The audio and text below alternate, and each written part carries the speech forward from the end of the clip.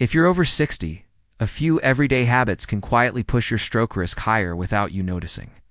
The good news is that small, realistic changes make a meaningful difference. In the next few minutes, you'll learn 7 habits that raise risk and the simple swaps you can start this week. You'll also learn the stroke warning signs you should never ignore. This is educational information, not medical advice. Everyone's health is different, especially if you have heart, kidney, diabetes, or sleep conditions. So talk with your clinician before you change your routine. I've listed trusted sources in the description if you want to go deeper. Let's start with something most of us do more than we realize: long, uninterrupted sitting. Hours on the couch, at a computer, or behind the wheel slow your blood flow, make your blood pressure creep up, and can nudge blood sugar higher. Even if you exercise later, long sitting blocks many of exercise's benefits. Your swap is simple.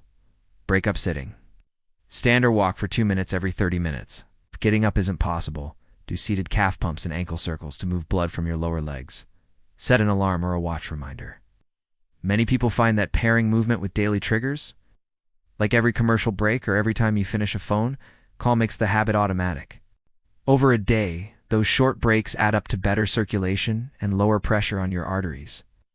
Next is a salty diet with too little potassium. Sodium pulls water into your bloodstream and raises blood pressure. Potassium, if it's safe for you, helps your blood vessels relax and counterbalances sodium.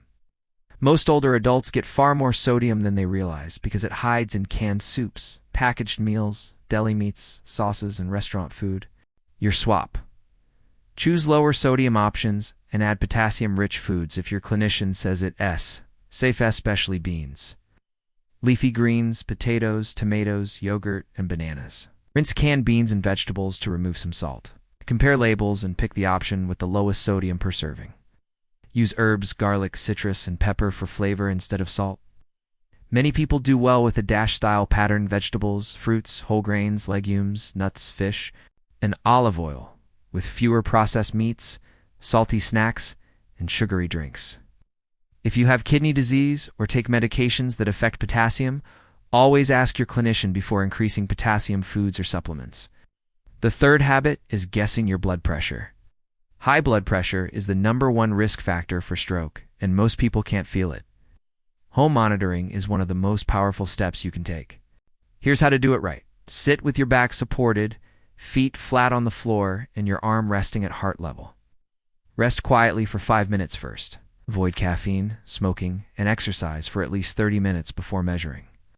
Take 2 readings, 1 minute apart, in the morning before medications, and again in the evening before dinner. For a week, average the numbers and share them with your clinician. Many adults are advised to target below 130/80. But your goal should be personalized to your health and medications. If you ever see a reading at or above 180/120 with symptoms like chest pain, shortness of breath, severe headache, confusion, or vision changes, seek urgent care. A validated, properly sized arm cuff monitor and a simple log can make this quick and reliable. The fourth habit is neglecting sleep and sleep apnea. Loud snoring, gasping, or pauses in breathing, waking with a dry mouth or headache, and daytime sleepiness can be signs that oxygen drops at night. That stresses your heart and blood vessels and is linked with higher stroke risk. The swap is to screen and treat. If you or your partner notice these signs, or if you wake up tired despite 7 to 8 hours in bed, ask about a sleep study. And many people improve with side sleeping, weight management, and avoiding alcohol near bedtime. When sleep apnea is diagnosed, treatments like CPAP or other devices can reduce symptoms and lower risk. Sleep is not just risk, it's part of your blood pressure and brain health plan. Habit number 5 is smoking and secondhand smoke. Smoking damages the inner lining of blood vessels, promotes plaque buildup, makes blood stickier, and raises blood pressure, all of which raise stroke risk. Secondhand smoke isn't harmless either. Your best swap is a quit plan that combines support and, when appropriate, medications or nicotine replacement. List your triggers, plan alternatives for cravings, and ask your clinician about tools that fit your medical history. If you don't smoke, keep your home and car smoke-free and avoid smoky environments. The benefits begin quickly within weeks. Circulation improves, and over months to years, cardiovascular risk drops substantially.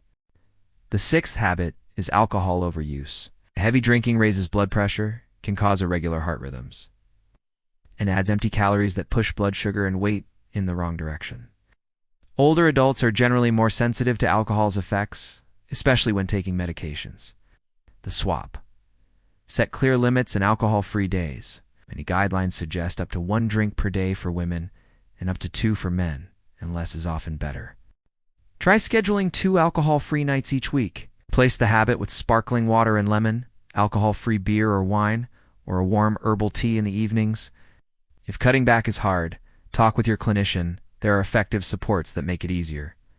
The 7th habit is sitting right after meals. After you eat, your blood sugar tends to rise. Large spikes stress blood vessels over time and can increase cardiovascular and stroke risk, especially if you have insulin resistance or diabetes. Your swap. Include a 10-minute walk after meals. This can be laps in your hallway, marching in place by the counter, or a gentle stroll outdoors. Even light activity after eating has been shown to smooth the sugar spike. Pair it with a simple calf and ankle routine, heel raises, toe raises, ankle circles to help your leg muscles pump blood back toward the heart. Now, a critical section. If a stroke is happening, minutes matter. Remember the B fast signs. B is for balance, sudden trouble walking, dizziness, or loss of coordination. E is for eye sudden vision loss or double vision. F is for face does one side of the face droop when you smile. A is for arm sudden weakness or numbness in the arm or leg, often on one side. S is for speech, slurred speech, trouble finding words, or not making sense. T is for time call emergency services immediately. Note the time symptoms started. Don't drive yourself. Don't take aspirin unless a medical professional tells you. If the stroke is due to bleeding, aspirin can make things worse. Fast treatment saves brain cells and can dramatically change outcomes. Let's recap your 7 safer swaps. Break up sitting with 2 minutes of movement every 30 minutes. Reduce sodium and add potassium-rich foods if it's safe for you, and build meals around a DASH-style pattern. Check your blood pressure at home using the correct technique, and share the average with your clinician. Screen and treat sleep apnea if you snore, gasp, or feel excessively sleepy.